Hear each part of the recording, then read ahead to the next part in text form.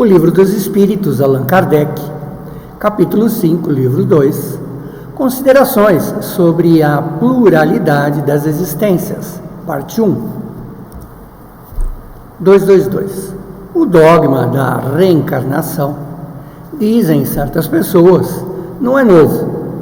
É simplesmente o ressurgimento da doutrina de Pitágoras. Não dissemos jamais que a doutrina espírita é uma invenção moderna. O espiritismo, por ser decorrente da própria natureza, deve ter existido desde a origem dos tempos.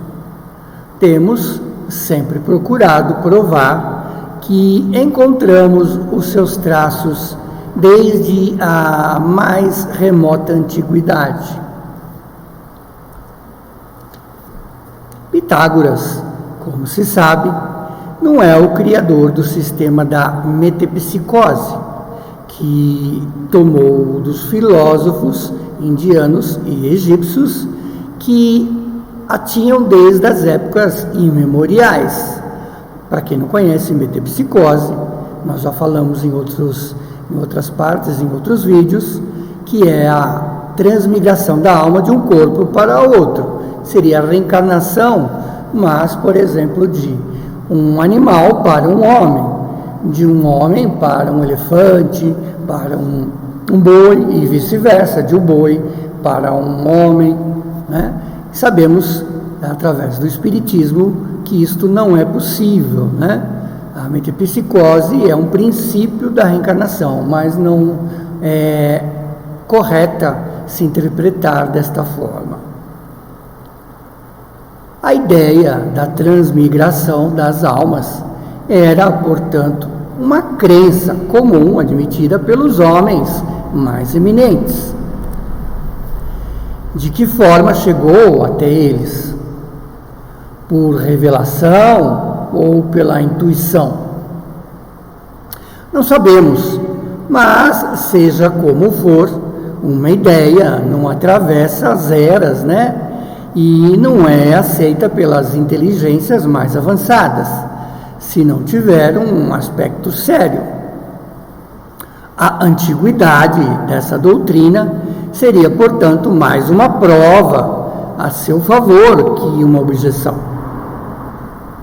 Mas, como se sabe, há entre o conceito da metempsicose dos antigos e a doutrina moderna da reencarnação a grande diferença que os espíritos rejeitam da maneira mais absoluta: a transmigração dos homens em animais e vice-versa.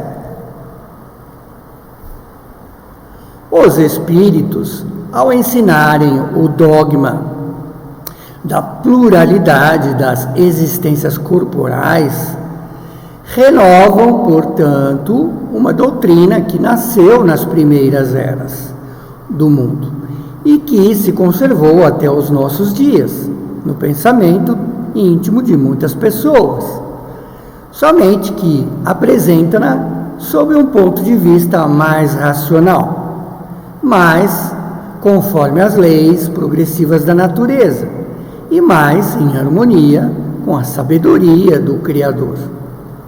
Ao despojá-la de todos os acréscimos da superstição, ou seja, retirar todos os aspectos supersticiosos sobre a reencarnação. Uma circunstância digna de nota é que não foi apenas neste livro que eles a ensinam nos últimos tempos. Desde antes da sua publicação, numerosas comunicações da mesma natureza foram obtidas em diversas regiões e multiplicaram-se consideravelmente depois. Ou seja, esse livro, o Livro dos Espíritos, que nós estamos estudando, que fala essa parte do capítulo da reencarnação, considerações sobre a pluralidade, fala sobre isso, mas diversas outras comunicações, quando Kardec estava inquirindo os espíritos a respeito, e também em outras partes do mundo as mesmas comunicações se deram a respeito da reencarnação. Seria talvez o caso de examinar-se, porque todos os espíritos não parecem estar de acordo sobre este ponto. É o que faremos, logo mais. Examinemos o assunto sob outro ponto de vista, a abstração feita a toda a intervenção dos espíritos. Deixamos-los de lado por um instante. Suponhamos que esta teoria não tivesse vindo deles, dos espíritos. Suponhamos mesmo que jamais se tenha cogitado sobre esta questão com os espíritos. Colocamos-nos momentaneamente em um campo neutro, admitindo o mesmo grau de probabilidade, tanto para uma hipótese quanto para outra, a saber, a pluralidade da unicidade das existências corporais, e vejamos para qual lado nos levam a razão e o nosso próprio interesse. Certas pessoas repelem a ideia da reencarnação, pela única razão de que ela não lhes convém. Dizem que lhes basta uma existência e não desejam iniciar outra semelhante. Conhecemos algumas que só a ideia de ter que voltar à Terra ficam enfurecidas. Temos apenas uma coisa a lhes perguntar: será que Deus deveria pedir-lhe conselhos e consultar-lhes as preferências para ordenar o universo? Quer dizer, baganhar com Deus? Ora, das duas, uma: a reencarnação existe ou não existe? Se existe, é inútil opor-se a ela, pois terão de sofrê-la malgrado a sua vontade, quer queira, quer não a sua vontade, sem Deus que lhe peça a permissão para tal. Parece-nos ouvir um doente dizer: já sofri o bastante, hoje não vou tornar a sofrer amanhã. Qualquer que seja a sua má vontade, isso não fará sofrer menos amanhã, ou nos dias que se seguirão até conseguir se curar-se. Da mesma forma, se devem reviver corporalmente, reviverão, tornarão a reencarnar-se, terão perdido tempo com protestos, como uma criança que não quer ir à escola ou um condenado ir à prisão, pois terão de passar por isso, ou seja, a reencarnação. Objeções dessa espécie são demasiado pueris, infantis, para merecer um exame mais acurado. Não obstante, diremos a essas pessoas que a doutrina espírita sobre a reencarnação não é tão terrível como pensam, e que se a estudassem a fundo, não teriam do que se assustar.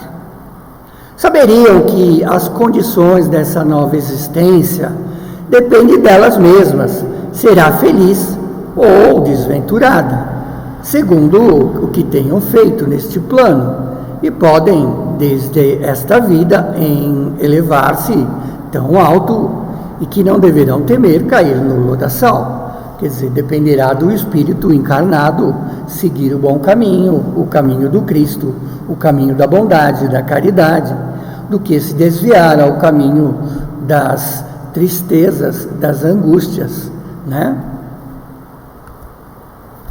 Suponhamos falar a pessoas que acreditam em um futuro qualquer após a morte, e não as que só tenham nada como perspectiva, ou que desejam mergulhar a alma no todo universal, sem conservar a individualidade, como gotas de chuva no oceano, o que figuradamente vem a ser o mesmo. Se, portanto, acreditam em um futuro qualquer, por certo, não admitirão que ele seja o mesmo para todos. De outro modo, qual seria a utilidade do bem? Por que reprimir-se? Por que não satisfazer todas as paixões, então? Todos os desejos, mesmo à custa dos outros, se isso não trouxer consequências.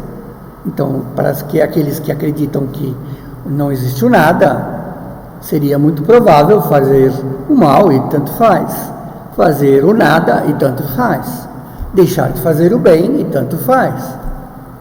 Acreditam, pelo contrário, que esse futuro será mais ou menos feliz ou ditoso, segundo o que tivermos feito durante a vida, e terão o desejo de que ele seja mais feliz possível, pois deverá durar pela eternidade essa felicidade que fizer.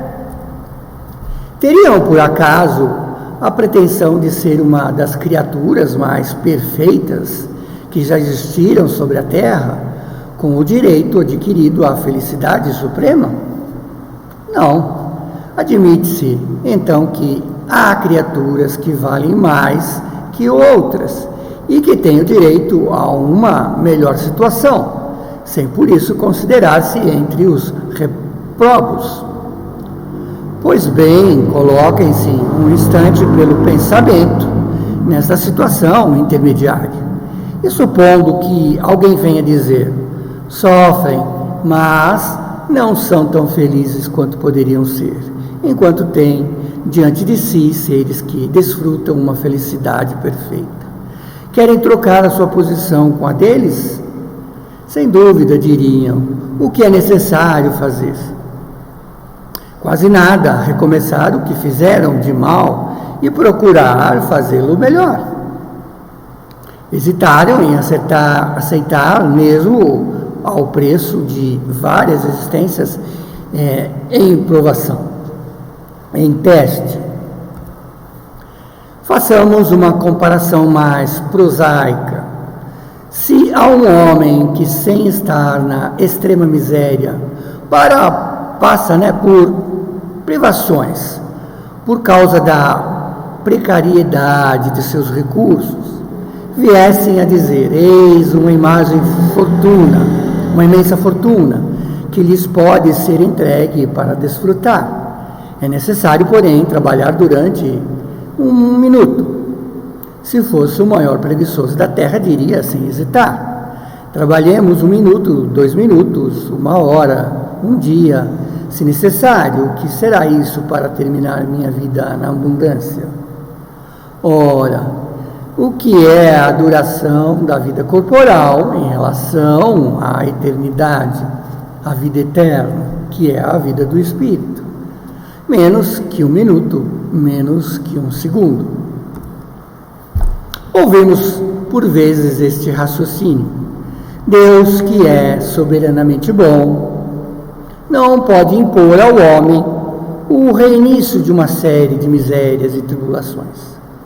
Acharão, por acaso, que há mais bondade em condenar o homem a um sofrimento perpétuo, por alguns minutos de erro, do que lhes facultar-lhes os meios de recuperar suas faltas? Ou seja, através da reencarnação, você pode recuperar as suas faltas.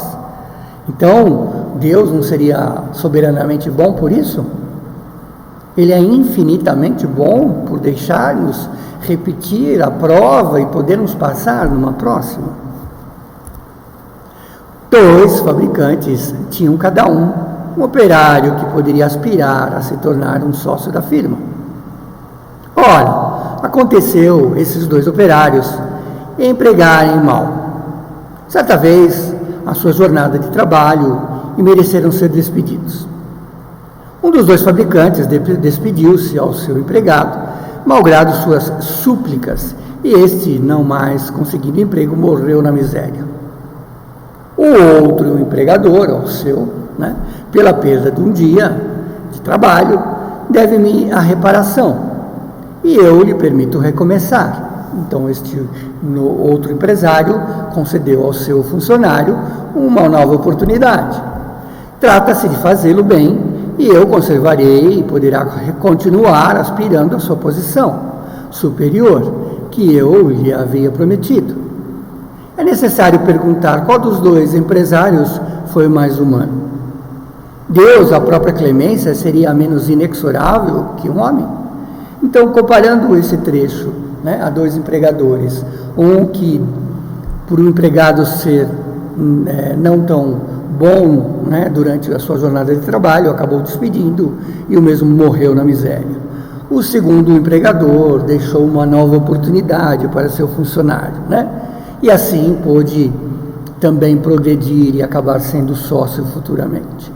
Ou seja, comparando essa situação à reencarnação, como Deus assim nos permite, é uma grande possibilidade que Deus nos dá infinitamente, porque sempre podemos recomeçar, partir daquele pedaço que erramos.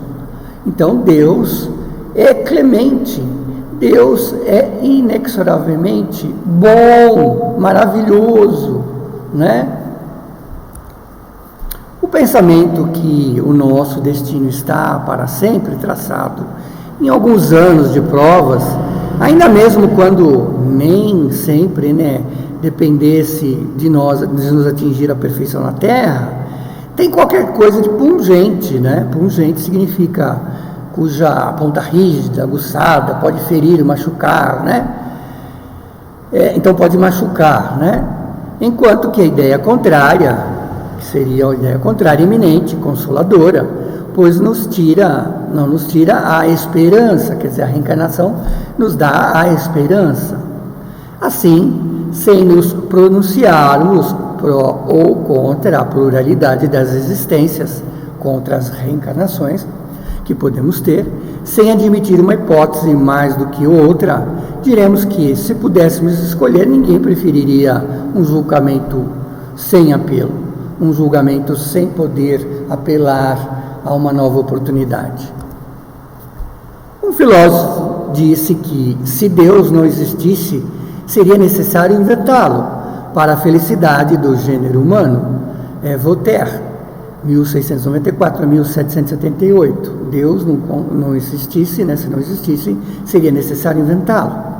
Mas, como dissemos, Deus não nos pede permissão, não nos consulta as nossas preferências. Não é para ficar barganhando com Deus. Deus não barganha com ninguém, tem suas leis. Vejamos as probabilidades e tomemos o problema sobre um outro ponto de vista, sempre fazendo abstração do ensinamento dos espíritos e unicamente como estudo filosófico. Se não há reencarnação, é evidente que há apenas uma existência corporal. Se nossa existência corporal atual é a única alma de cada criatura, foi criada por uma ocasião e do seu nascimento, a menos que se admita uma anterior alma, né, anterioridade à alma. Mas, nesse caso, perguntaríamos o que era a alma antes do nascimento, então. E o seu estado não constituiria uma existência sobre uma forma qualquer? Então, reencarnação existe? Terminamos aqui a primeira parte e posteriormente falaremos sobre a segunda parte, de considerações sobre a pluralidade das existências.